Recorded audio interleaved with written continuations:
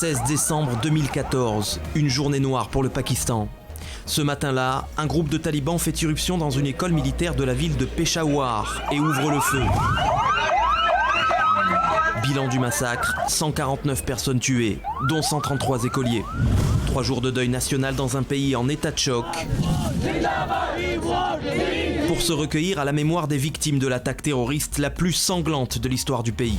Triste hasard du calendrier, en obtenant 6 jours auparavant le prix Nobel, l'adolescente pakistanaise Malala, elle-même victime d'un attentat taliban, devenait une icône du combat mondial pour l'éducation des enfants. Un combat qui se poursuit dans son pays. Cette semaine dans Focus, on vous emmène au Pakistan. Bonsoir, merci de votre fidélité. Dernier numéro de Focus pour l'année 2014 et on ira ce soir au Pakistan, un pays en état de choc 2 semaines après le carnage de Peshawar où, vous le savez, 149 personnes dont 133 écoliers ont péri sous les balles des talibans. Un traumatisme qui a fait voler en éclats le moratoire sur la peine de mort en vigueur depuis 2008. Le ministre de l'Intérieur prévoit même d'exécuter 500 condamnés à mort dans les semaines qui viennent. Pour en parler, on va tout de suite rejoindre à Peshawar notre correspondant. Il s'est rendu sur les lieux du crime devant le portail de cette école. Mouchadar Sema, bonsoir. Alors, dans quel état d'esprit vous avez trouvé ces habitants de Peshawar ? Tout le monde à Peshawar parle du massacre dans cette école. On en entend parler dans les bus, dans les centres commerciaux et dans les restaurants. Il y a seulement un petit nombre de personnes qui essayent de changer de sujet, mais la conversation revient toujours à ça. Chez eux, les parents ne cessent de comparer leurs enfants à ceux qui sont morts dans l'attaque. Quels sont les enseignements que les Pakistanais tirent de ce massacre ? D'après les interviews que j'ai faites avec des gens ici, je peux dire que les Pakistanais ont appris plusieurs choses. Avant cet incident, on rejetait toujours la faute sur Israël, les États-Unis ou n'importe quel autre pays, à chaque fois qu'il y avait une attaque de la sorte. Mais aujourd'hui, ils pointent le doigt clairement sur les talibans. Deuxièmement, avant, on n'appelait pas à se venger des talibans. Mais aujourd'hui, les gens sont furieux. Ils veulent voir les responsables de cette attaque pendus. Ils veulent voir des punitions le plus tôt possible et ils font pression sur le gouvernement. Autre chose que j'ai remarqué, avant, les gens avaient peur de parler des talibans ou de l'extrémisme dans le pays. Aujourd'hui, ils ont le courage de critiquer les talibans ouvertement. Mudassar, on l'a dit, les autorités ont immédiatement rétabli la peine de mort. Comment est-ce que les Pakistanais ont accueilli cette décision du gouvernement ? Oui, j'ai remarqué une haine contre le terrorisme et contre les terroristes qui ont assassiné des enfants dans cette école. C'est une véritable haine. Ils veulent voir ces gens pendus sur la place publique. Ils veulent en faire un exemple pour faire peur à tous ceux qui pensent à commettre de tels crimes. Les Pakistanais qui veulent l'exemplarité de la peine. Est-ce que le Pakistan est, selon vous, suffisamment armé pour faire face au terrorisme aujourd'hui ? Oui, le Pakistan est prêt à combattre le terrorisme. Nous avons la 4e ou 5e armée, la plus grande du monde. J'ai remarqué que les gens ici, le gouvernement, les services de renseignement, sont sur la même longueur d'onde. L'armée a donc le soutien complet des civils pour combattre le terrorisme depuis cet événement.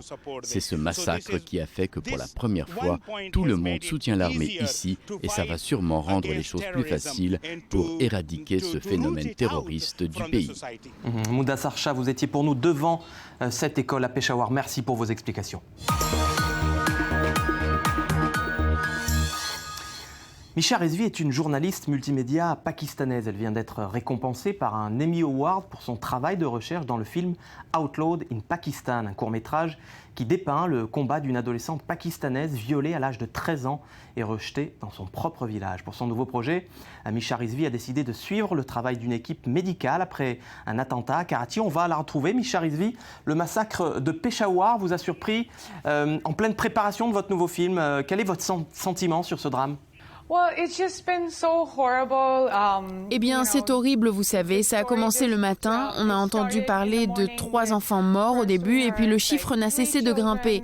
C'est seulement le soir qu'on a réalisé qu'il s'agissait en fait d'une attaque à grande échelle, d'un vrai massacre. Vous savez, le terrorisme est quelque chose avec lequel on vit depuis des années ici au Pakistan. Donc nous avons l'habitude d'entendre des histoires horribles. Mais cette attaque sur des enfants a vraiment touché un point sensible et a unifié le pays contre le terrorisme. Le film sur lequel je travaille en ce moment se focalise sur un hôpital qui traite les victimes de terrorisme à Karachi. L'hôpital lui-même avait été bombardé il y a quelques années et ils viennent de reconstruire le département des urgences. Donc vous voyez, le terrorisme fait partie de notre vie, mais je pense que maintenant, il y a vraiment un mouvement pour mettre fin à ce terrorisme. Misha Rizvi, quels sont les aspects de la société pakistanaise que vous souhaitez mettre en avant dans votre travail de journaliste ? Je pense qu'en tant que journaliste, je dois apporter les histoires humaines. Je fais surtout de la vidéo, des films. Donc mon objectif, c'est toujours d'avoir des personnages qui sont universellement attirants. Peu importe d'où ils sont, peu importe leur situation. Mais le but est que d'où que vous soyez dans le monde, vous puissiez vous sentir proche du personnage de mon film. Je pense que le Pakistan est vraiment le bon endroit pour les documentaires. Il y a tellement d'histoires à raconter. Pour moi, en tant que journaliste, c'est un sol fertile ici. On entend souvent des chiffres, mais il faut aussi se souvenir des visages et des gens derrière ces chiffres. Des histoires humaines, certes, Misha Rizvi, mais votre travail inspire beaucoup les femmes pakistanaises. D'ailleurs, parlez-nous un petit peu de la femme pakistanaise. Je dirais que les femmes pakistanaises sont tenaces, ambitieuses et très surprenantes. Elles essaient constamment de pousser les limites de ce système qui nous est très hostile. Vous savez, leurs histoires sont incroyables. Par exemple, l'hôpital sur lequel je fais mon nouveau documentaire est dirigé par deux femmes incroyables. Elles ont beaucoup d'autorité, elles sont déterminées à faire leur travail. C'est vraiment beau à voir et je pense que c'est aussi important à voir pour les femmes plus jeunes. Il faut montrer cela. Est-ce qu'il y a un décalage entre l'image du Pakistan qu'on a dans les médias et ce que le pays est dans la réalité, Misha Rizvi ? Il y a un fossé, oui. Comme je l'ai dit, on s'attache souvent aux chiffres et on a tendance à déshumaniser ces histoires. Aux infos, vous voyez qu'une toute petite partie de ce qui se passe. On vous donne le résumé. Par contre, dans les documentaires, on vous permet d'avoir un regard plus profond sur ce qu'il se passe. J'espère qu'à travers mon travail, les gens apprendront à connaître le Pakistan un peu mieux et réaliseront peut-être que nous ne sommes pas que des chiffres et qu'il n'y a pas que des mauvaises nouvelles. Mais il y a aussi des choses incroyables qui se passent et que le combat quotidien des gens ici est aussi intéressant. Misha Rizvi, journaliste et documentariste pakistanaise, merci infiniment d'avoir répondu à nos questions. Merci, c'était un plaisir.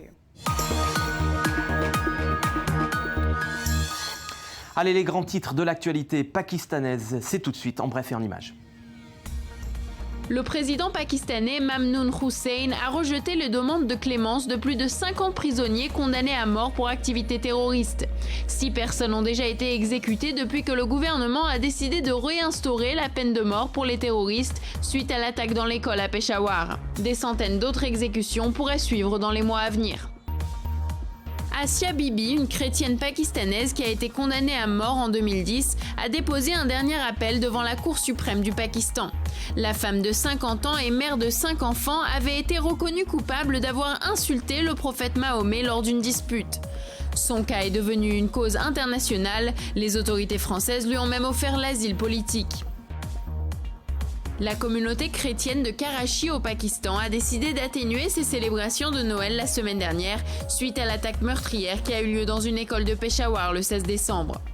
Des milliers de personnes ont défilé dans une marche pour la paix pour exprimer leur solidarité et honorer les victimes de la tragédie. Le président chinois Xi Jinping est attendu en visite officielle au Pakistan en février 2015. Il sera accompagné d'une délégation de quelques dizaines de chefs d'entreprise. La visite pourrait s'avérer très bénéfique pour le pays. Certaines des entreprises chinoises envisagent de mener des projets au Pakistan. Un léopard des neiges sauvé au nord du Pakistan il y a 2 ans sera déplacé vers un établissement de soins spécialisé cet été. Plus tôt cette année, un zoo suédois avait demandé à adopter l'animal, mais les autorités pakistanaises ont refusé dans le but de sensibiliser le public à la cause des animaux sauvages au Pakistan.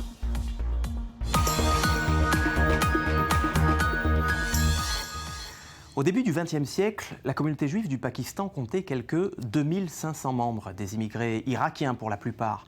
Mais après la première guerre israélo-arabe de 1948, ils quittent le Pakistan pour aller s'installer en Inde ou encore en Israël, tous sauf un. C'est le dernier juif de Pakistan et nous l'avons retrouvé à Karachi. Bonsoir Fishen Benkald. Shalom et bonsoir de Karachi. Alors c'est vrai, vous êtes vraiment le dernier juif du Pakistan ? Ma mère était juive. Mes grands-parents maternels ont émigré au Pakistan d'Iran pendant le mandat britannique. En 1947, le Pakistan a été créé et l'année suivante, en 1948, Israël a été créé. Il y avait de plus en plus d'antisémitisme au Pakistan et donc mon grand-père était inquiet. Il ne voulait pas que ma mère soit persécutée à l'école, alors il a officiellement déclaré en tant que musulmane. Mais à la maison, elle pratiquait le judaïsme. Quand elle a grandi, elle est tombée amoureuse de mon père, un musulman non religieux, un humaniste. Donc mes 2 parents étaient déclarés comme musulmans, mais ils ne l'étaient pas vraiment. Mon père n'était pas religieux et ma mère était juive. Comment on grandit dans un pays musulman en tant que juif et qui plus est, qui est un ennemi d'Israël ? Pendant mon enfance, mon père m'a dit de ne jamais dire à personne le mot Hachem ou le mot Shalom. Il nous a dit de ne pas parler de ce qu'il se passe à la maison à l'extérieur, surtout de ce que maman faisait pendant Shabbat. J'étais petit, je ne comprenais pas vraiment, mais je n'en parlais pas. Même aujourd'hui, je n'en parle pas avec les gens autour de moi. Mais récemment, je me suis mis sur Twitter et petit à petit, je commence à en parler. À parler de la religion que je connais depuis que je suis petit.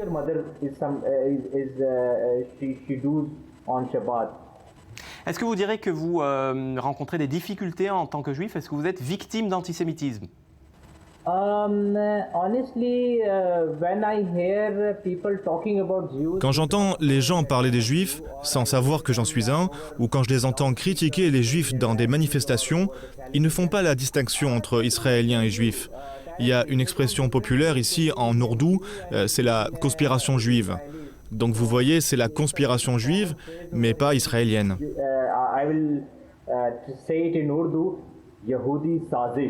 Fishen Benkald, vous avez également entrepris la préservation du cimetière juif de Karachi. Expliquez-nous. Alors oui, à propos de mon projet pour le cimetière juif, j'aimerais que des volontaires viennent nettoyer le cimetière juif. Je veux cela parce que je pense que si les musulmans, les gens ici à Karachi viennent participer à préserver ce cimetière, ils le verront peut-être comme le leur, comme une partie de leur patrimoine. C'est une manière d'unifier les gens. Fishen Benkald, dernier gardien du judaïsme au Pakistan, merci. Merci, et merci de m'avoir entendu.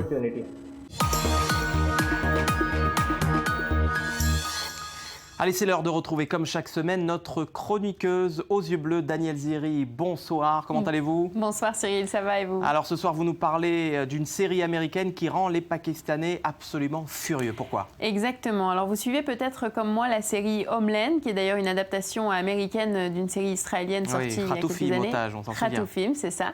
Alors c'est une série très populaire aux États-Unis et dans le monde d'ailleurs.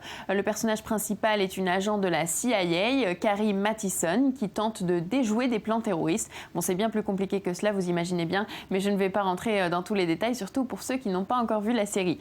Mais en tout cas, oui, la série rend les autorités pakistanaises furieuses en ce moment. Dans la toute dernière saison de la série qui vient de s'achever, la saison 4, Carrie Mathison est envoyée par la CIA à Islamabad, au Pakistan, pour traquer un chef taliban. Alors, au fil des épisodes, elle se rend compte que ce chef taliban bénéficie d'une grande aide de la part de l'agence de renseignement pakistanaise, une agence officielle. Et c'est ce scénario qui pose problème au Pakistan. La thèse du complot. Exactement. Alors, des officiels de l'ambassade du Pakistan à Washington se sont exprimés à ce sujet et ils ont dit que le fait que la série insinue qu'une agence de renseignement du Pakistan est complice avec une organisation terroriste n'est pas seulement, selon eux, absurde, mais est aussi une insulte au sacrifice de milliers de Pakistanais impliqués dans la guerre contre le terrorisme. Mais tout de même, cette série, c'est quand même de la fiction. On n'arrive pas à le comprendre au Pakistan, ça ? Alors, nous, on le sait bien, mais le Pakistan ne voit pas les choses comme nous, Cyril. L'ambassade à Washington n'apprécie pas non plus que l'image chaotique de la série, l'image chaotique que la série donne à la capitale, Islamabad, l'endroit où la plupart de la saison se déroule d'ailleurs. Selon lui, Homeland saccage l'image de la ville et la présente comme une ville où on ne trouve que de la violence, alors qu'en réalité, dit-il, c'est une ville pittoresque avec de paisibles et beaux paysages. Mais ce n'est pas tout. Il y a aussi apparemment une mauvaise utilisation de la langue ourdou dans la série. Ah oui, on écorche la langue. Et apparemment, oui. Un officiel pakistanais a même dit qu'un peu de recherche n'aurait pas fait de mal aux producteurs d'Homeland. Bon, bref, ils n'apprécient pas du tout cette série. Heureusement que les autorités pakistanaises ne font pas partie du jury des Emmy Awards parce qu'elles n'auraient sûrement pas accordé le prix à Homeland. En tout cas, en ce qui concerne les millions de téléspectateurs qui regardent toujours la série fidèlement, comme moi par exemple, ça ne va pas les empêcher d'attendre la prochaine saison avec impatience. Merci Daniel Ziri pour ces explications. Je vous souhaite évidemment une très bonne année 2015 et restez sages pour le réveillon. Absolument Cyril, je promets. Voilà, cette dernière émission Focus de l'année 2014 touche à sa fin. Quant à moi, je vous souhaite évidemment tous mes meilleurs vœux pour l'année 2015 et je vous donne rendez-vous à la semaine prochaine, même jour, même heure. En attendant, vous savez ce qu'il vous reste à faire, vivre curieux et rester focus. À la semaine prochaine.